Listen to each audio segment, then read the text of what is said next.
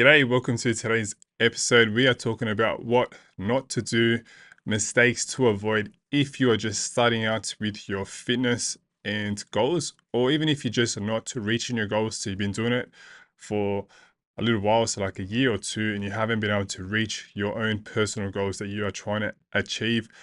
This is a small little list that you can implement for yourself, and it's a not to do list as well. So, mistakes to avoid. Starting off with the very first one, the very first mistake that a lot of people do, especially when starting out, is making sure that you manage and track what you can, because you cannot progress where you're not tracking. So tracking as many things as possible is the way to go about it. And the few things that I personally like to track is obviously how many workouts I get in a week, how many rest days are in between, or what days I choose to have my rest days in between those workouts. Obviously, you got diet and nutrition, getting on top of that, seeing how you can use tools that are free, like MyFitnessPal. You can start logging in your daily intake and tracking in your nutrition during the day, and also having someone else keeping you accountable as well, where they can look into your overall performance towards your workouts, if you are progressing, and what changes can be made around that. So like getting like a personalized training program, like a training app that can help you out, obviously progress in the areas that you need help with. If you've got a goal of like trying to get stronger, or even just a basic goal like trying to lose weight, how can they make those changes around that to obviously help you out with the programs or the workouts that you are currently doing, and then putting that into your everyday workouts that you obviously follow. So that's one thing that you should not do, is that you should do is track what you need to do, and don't make the mistake of avoiding tracking as much as you can early on. It's important, but don't get too obsessed over it, especially when it comes to the diet and the food with calories. Just get a general idea of what you can track and what you are currently doing. Most things that you can do with that is absolutely free, so it's pretty easy to do. With the second one is not showing up, so consistency. Um, it's very basic. It's very easy to not show up, but you sort of need to know that being able to start something like an exercise program, it's all about showing up at a certain time and a certain day as well, throughout the week. So showing up for your own discipline and your own goals, that's going to help you build the momentum going forward. And especially like when you're dealing with things like being very consistent towards yourself and your goals, that's the easiest way and the shortest way to not only see results, but one thing I've just recently like started saying and really learnt, from someone else talking about something completely different, is you don't start a training program to lose weight. You're doing it to keep the weight off. And that's so true in the way that you just get your results. Like, let's say you get your results like very short time, like in 8 weeks, you reach your goal weight, you've lost all your body fat, and you're happy with that. But then it's like, what happens after that short period of time? So you just got that short little fix that you sort of focused on and you're able to achieve.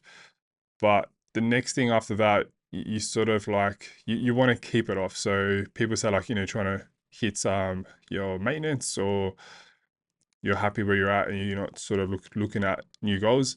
Um, it's all about being consistent, but so you're not going to build consistency really like over an 8 week period. You're sort of like looking at a life, like a 12 months, I would say, is like to build something that's inside of you that's going to last like for the long term. And that's what it's all about. Showing up though at the start, it's something I see a lot of with new people, new beginners that are just starting out, and they make too many excuses.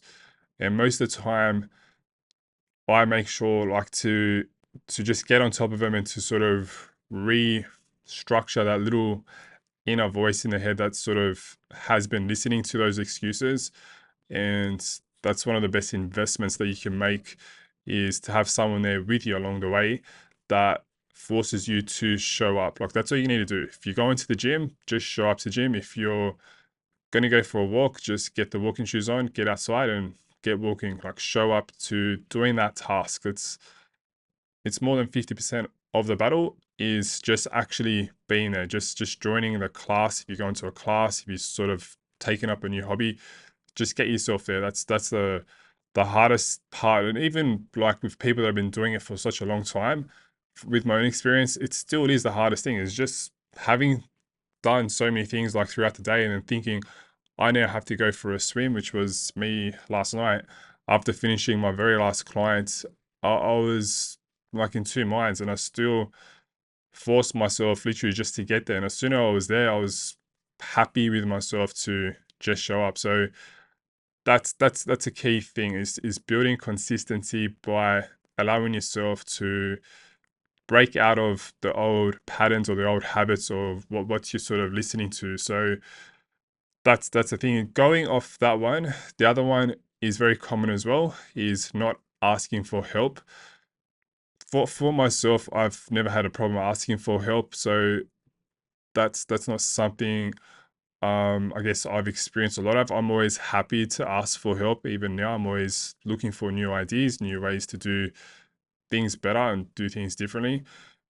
But for a lot of people, asking for help in its own is like they're taking like a step back, or they just feel like they're not good enough anyway. So I think it's like a self-esteem sort of problem that they're probably finding within themselves. But asking for help, reaching out, asking for help, there's a lot of free advice or free information out there as well that you can take on.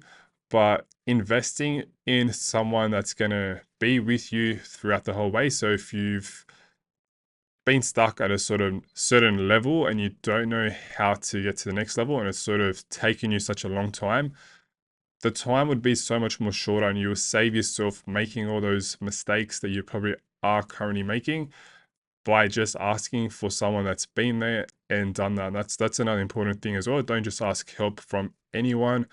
Do not go on Instagram or TikTok and just find some sort of new advice or little workouts that's been put up there, because it's only going to lead to an injury or another setback.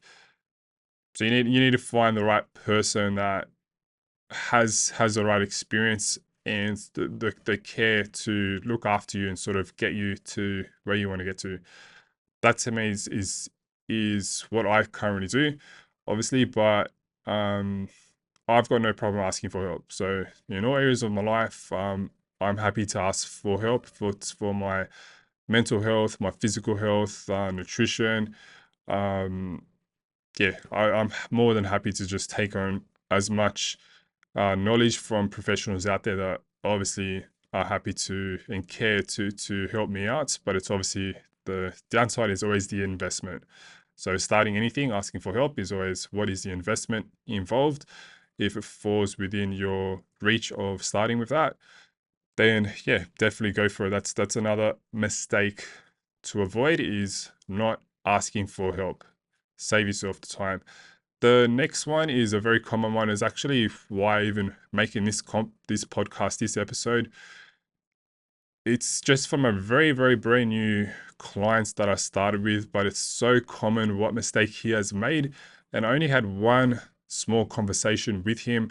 After that, he's already told me he's changed what I was talking about. Let's get into that. So he has gone and he's bought pre-workouts.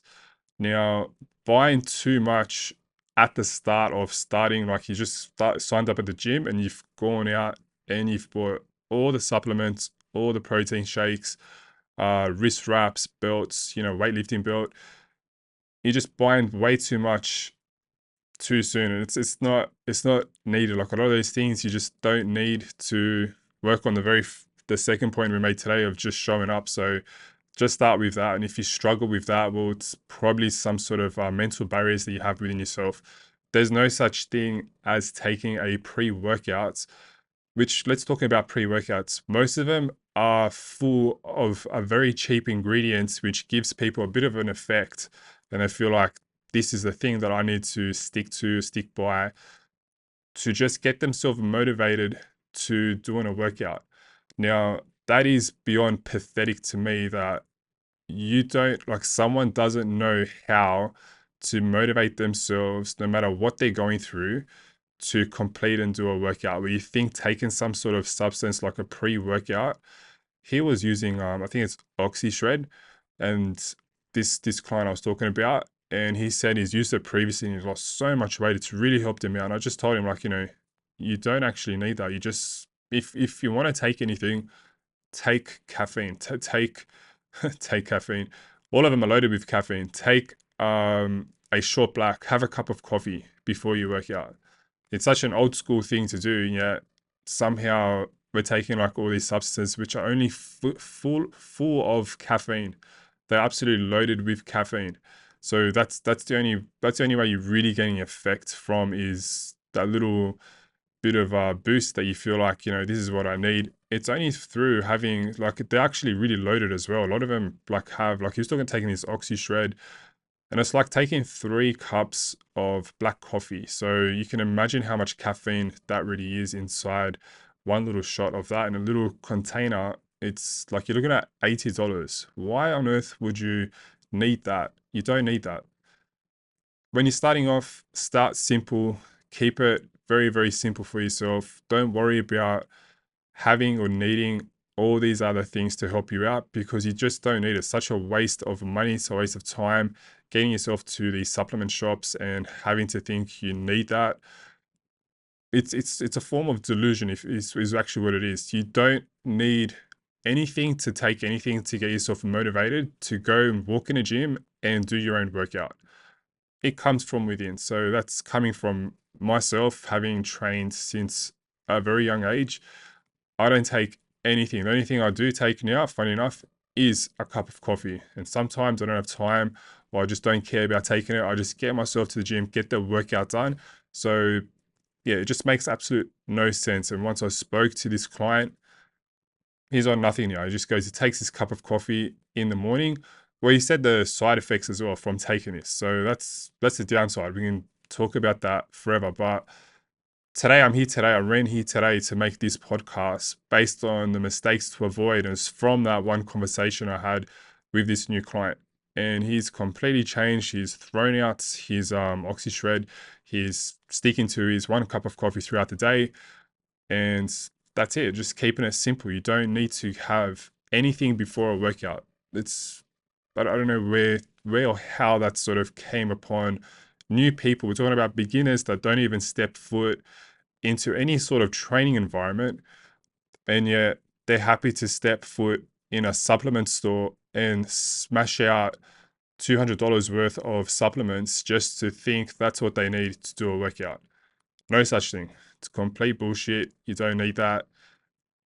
You just need to show up. That's what you need. So showing up again is a form of motivation. Once you're there, you'll be like, fuck yes, I've done this. And just go along with that. That's it. Just start with that. All right, enough of that one. Let's go on to the next one. So the last one, actually, we're talking about changing your workouts too often. Another beginner's mistake, or even people have been doing it, training for a while, I guess. It's something that we've all come exposed to through having short snippets of different videos. In saying that, they're very knowledgeable. There's a lot of how to, like, breakdowns on how to do a certain movement or workout, which is excellent. But if it's a full workout and you're just changing your um, weekly program each week, you're not gonna see absolutely no results. You're not gonna adapt to what you need to do. And even with myself, like when I used to do programs, it used to be like 4 week blocks of certain movements. So I do like an upper body workout would be like a bench press and then a bent over row. And then throughout the week, there'll be obviously be a lower body, like a squat and a deadlift. And after 4 weeks, like I'll change the variables of how you can do that. So the bench press could be like an incline press, and then you can do like a lat pull down for the pull movement. And then the squat can change into like a goblet squat, and the deadlift, you can do another variant of that as well. But every 4 weeks, like I'll be changing the different it's more of like the angles really, but changing those exercises after 4 weeks. So after you've adapted for 4 weeks, then you're going to change for 4 weeks. I no longer do that. Like I'm pushing it out for like even 12 weeks, sticking to the exact same movements, the exact same exercise, but finding ways to just make it harder, make it more stimulating for what you're currently doing, and to get really, really good at those movements before changing them and changing the whole workout. Like it's it's not needed. You don't need to have so many different movements and workouts to reach any sort of goal. It's very basic of the the way that we can adapt to very simple movements. It's very simple. So if you do need help with that, there are so many breakdowns out there. I'm happy to probably do one as well of how to structure a workout that is best for you for your goals. If you're trying to lose weight or put on body fat, trying to put on body fat, trying to put on muscle mass, there's ways around that. Like especially when you come to the side of building functional muscle mass, changing things all the time, like definitely not the way to go. I guess like trying to lose body fat, then yeah, you're sort of looking at mixing it up a little bit, training the modalities around the cardios, workouts and the output that you're currently doing, the intensity of each workout. But when it comes to building strength and muscle growth, stimulating that muscle growth in the body, you're looking at like very simple, basic movements over a very long time. You can change a few variants, but the only thing you actually need to make sure you're looking at and changing and adapting to is your rest. So resting in between. That's the most important part. That's where the magic happens, the progress happens, is the rest periods between the sets, the reps, and then also between the days in between.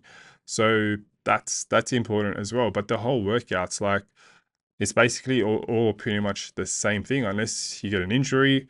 You maybe want to change your goals. Like people obviously like to bulk in winter, then get absolutely shredded for summer. So yeah, those things do happen. So you can change on those as well. And that's about it for today. So thank you for joining me. So today was a more of a not to do list. Mistakes, 5 mistakes to avoid when starting off in your fitness goals, your fitness journey. If you've just signed up at a gym, if you're starting a new hobby, or if you're just looking to get started yourself in any sort of level that you're at. Just a recap from today. So the very first point was not tracking. So making sure you can track your progress. Again, there's so much free tools out there that you can do. Track your workouts, track your diet, track what time you get up in the morning, what time you go to sleep. You don't need to invest in a Whoop watch to see what time you go to bed. You can track that completely free. It's free resources out there. The second one we're talking about is not showing up. So building consistency by showing up, very important.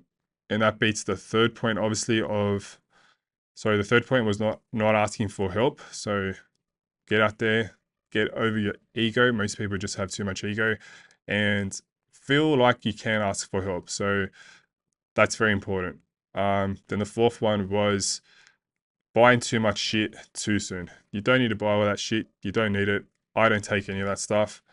Yeah, there's many ways to get where you want to get to without any sort of supplements, without stepping a foot into a supplement store, and literally just wasting your money. That's what you're doing. So just try and do the best you can with how you can find your own inner motivation for yourself to get yourself to a workout without having to buy stuff and then have 10 different things on the shelf and you just stare at it every day and just go, why did I buy this shit? I don't even use it anymore. I'll just throw it in the bin. It's expensive stuff as well. So that's what it is. The fourth one, or the last one was just changing your workouts too frequently. Do not do that. Find a basic program, 10 reps, 3 sets, whole body, compound movements. If you're up to that, if you can move your whole body with compound movements, and that's the way to go. So stick to that as well. Anyways, thanks for joining me today, and I'll catch you in the next one.